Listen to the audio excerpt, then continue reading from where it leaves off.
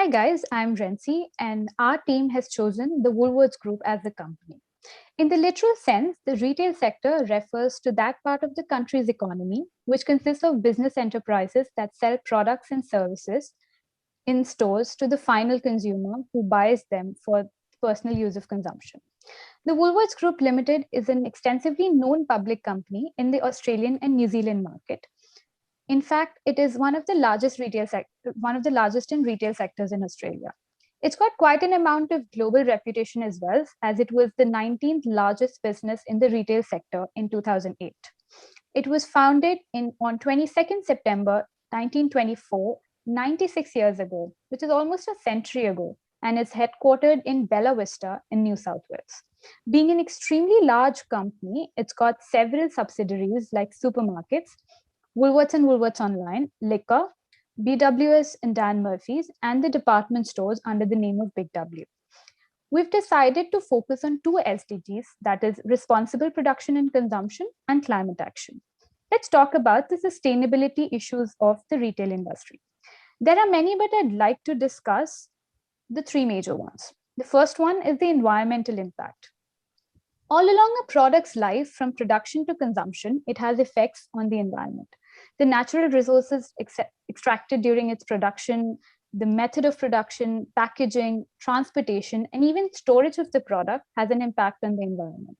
Apart from that, there are unexpected, unforeseen issues like spillage during transportation affecting the environment. The second one is waste.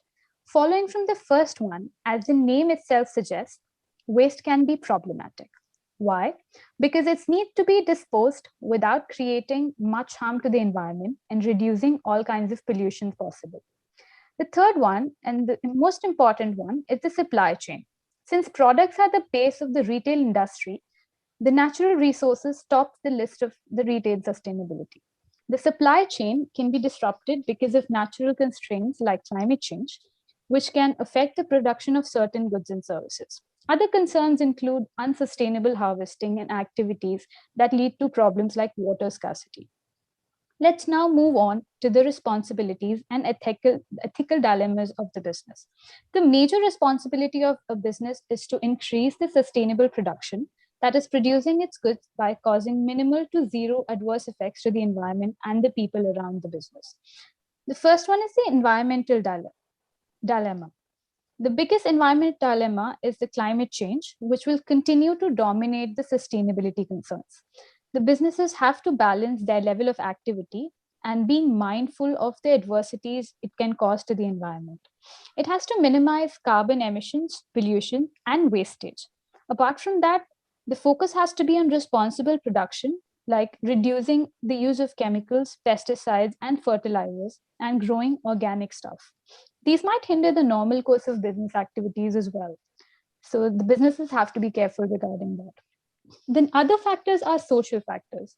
Social dilemmas means giving facilities and benefits to the society and the employees without disrupting the normal course of business. Also, the businesses have to be mindful of maintaining its finances while doing so and not run out of finances. The last one are the macro factors. They refer to increasing competition both locally and globally. Increased tensions like these push the business to keep their prices low without compromising the quality of the product, and the focus has to be to keep the businesses running. To explain more on this, I'd like to hand over to Varda. Thank you. Thank you, Renzi. Hello, everyone. I would like to continue by talking about the sustainability development goals that Woolworths has. Woolworths focuses on three distinct areas when it comes to sustainability development. These areas are people, planet, and product. Currently, Woolworths delivers on a number of UN SDGs under these distinct areas like good health and well-being, gender equality, decent work and economic growth, industry innovation and infrastructure, sustainable cities and communities, climate action, life below water, life on land, etc. Our focus in this presentation is on SDGs 12 and 13, which are responsible consumption and production and climate action respectively. Under responsible consumption and production, Woolworths has a plan of reducing the amount of waste that ends up in landfill by 2025. Then, by 2023, Woolworths is aiming at adopting sustainable and regenerative agricultural practices to procure more organic materials. Woolworths is also working on implementing more sustainable packaging to achieve an average of 60% recycled content in their own brand packaging by the end of 2025. Now, with SDG 13, climate action, Woolworths is aiming of sourcing 100% renewable electricity to power their business. Then, by 2050, Woolworths is aiming at reducing emissions from operations by 63%, which will help them reach a net positive emission in line with climate science. Let's look at strengths and weaknesses that Woolworths face by implementing these SDGs. Starting with the strength, of course, they help in ensuring responsible consumption and production and positive effects in climate change. Apart from that, these SDGs help in improving brand value of Woolworths. It helps in creating a better relationship with the customer. Through SDGs, Woolworths achieves a competitive edge, which would also help in attracting more investors. By implementing SDGs now, it would help in lowering costs in future, which is very advantageous. Moving on to weaknesses. Although it might reduce costs in the future, it is to be noted that implementing SDGs is a very costly affair in the present. Involving too much SDGs might be looked upon as straying away from profits, and shareholders might not be very happy. Implementing SDGs is a time consuming process as it involves a lot of time to see results, and it also takes time to train employees about these strategies. And lastly, to make these SDGs a success, you need a lot of people to cooperate, like the customers, the suppliers, and also the employees. So it's quite a tedious task, and we believe that Woolworths has been doing a great job so far. That's all from me. Let's see what Mandak has to say. Thank you, Varada. Hi, everyone. For our competitor analysis, we chose Coles as a main competitor.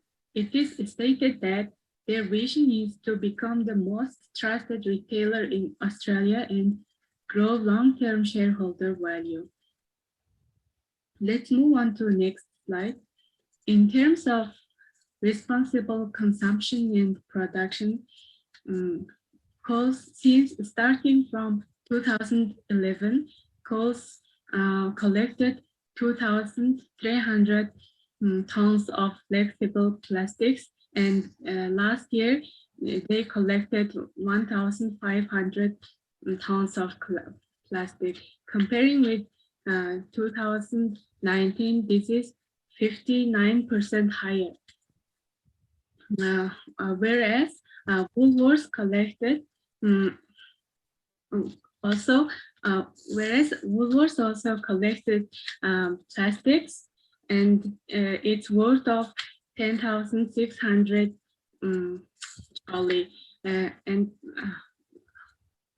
in addition, the Coles also collect soft plastics, and they use it for furniture, recycled asphalts, and garden aging. Moreover, timber alternative products are in the development stage.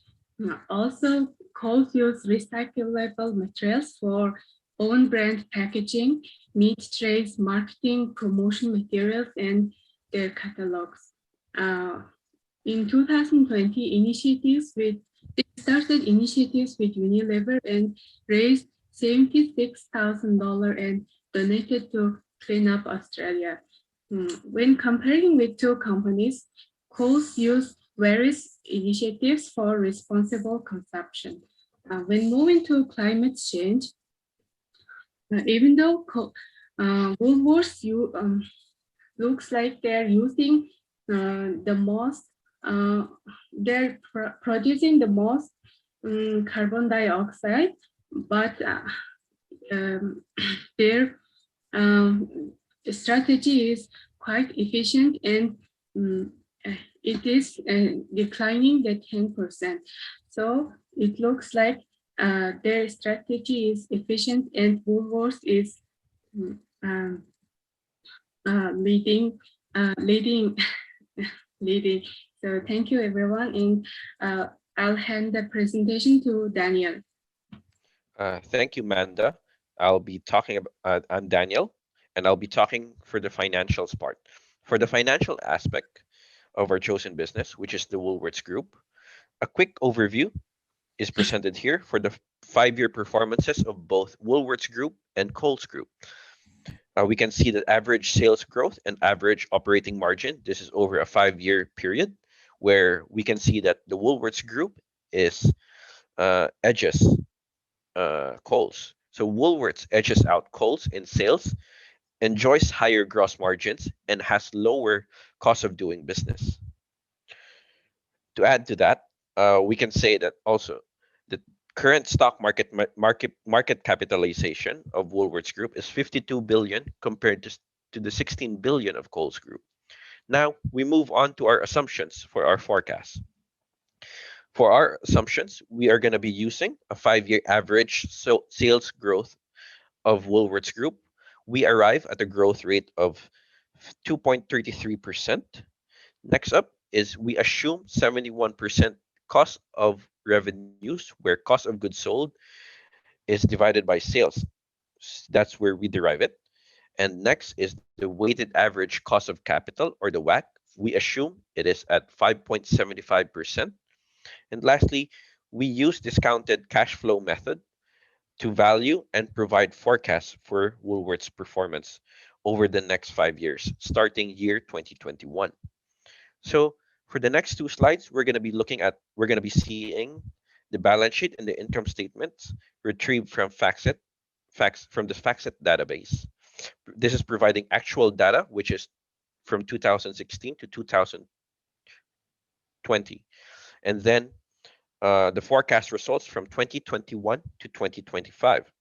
We can see stable growth in assets in the balance sheet, and next is a stable growth in revenues or sales, and the net income for the income statement. For the next slide, I will be presenting a cost calculation sheet that presents a potential sustainability project of Woolworths for a recycling and liquid material dispensary, initially for the next 5 years for our forecast, and can be extended further. To add to that, the same assumptions will apply using our 5 year forecast with growth rates of 2.23, and for the average price, it will be based on the potential inflation growth figures. And now I will hand it over to Xiaowei to further discuss the potential sustainability projects that we have to offer. Thank you.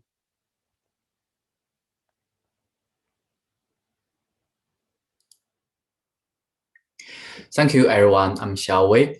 Let me make a recommendation for this presentation. Our original intention for the sustainable development of the company is to get financial, social, and environmental benefits. Firstly, long-term sustainable development can bring more benefit to the company.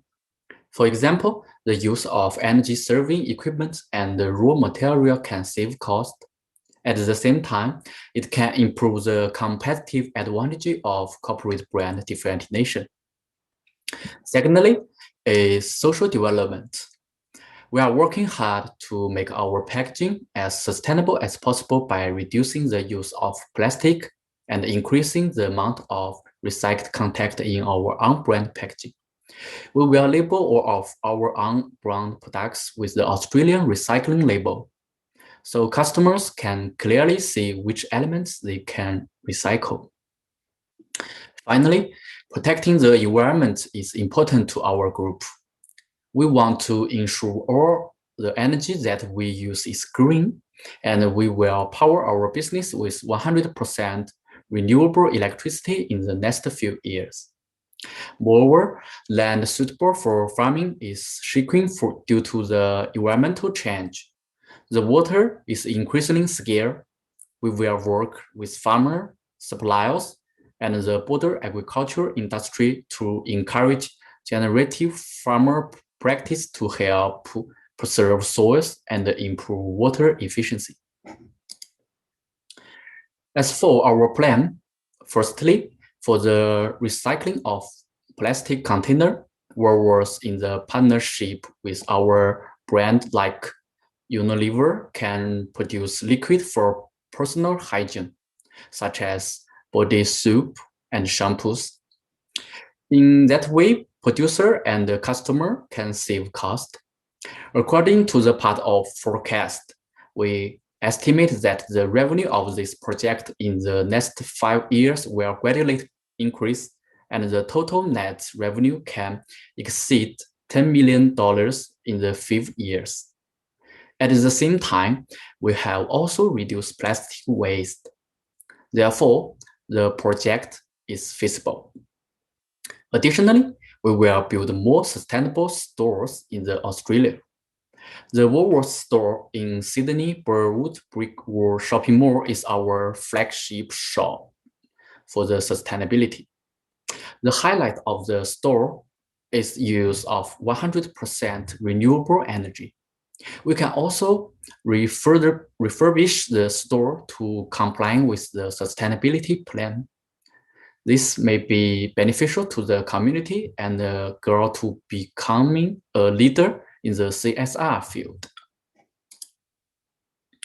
Speaking of our girl, we mainly follow the 2 goals of United Nations Sustainable Development, which are responsible consumption and production and climate action.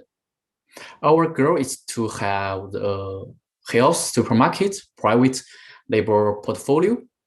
We will work with trading partners, governments, and the industry to reduce waste. We actively promote recycling and put label on the company's 100% private label product packaging. Due to our high impact, we will also reduce deforestation. According to climate science, our goal is to reduce carbon emissions from operations. Additionally, we will improve soil health and water efficiency. In conclusion, sustainability is a long-term job that requires execution of employees and the support of customers. It needs to introduce a more effective structure to reduce cost. In this process, the company needs to have relevant skills that are also important to make market development and the product strategies. Besides, employees need to receive training to improve their ability to provide quality service. This is all our presentation. Thanks for your listening.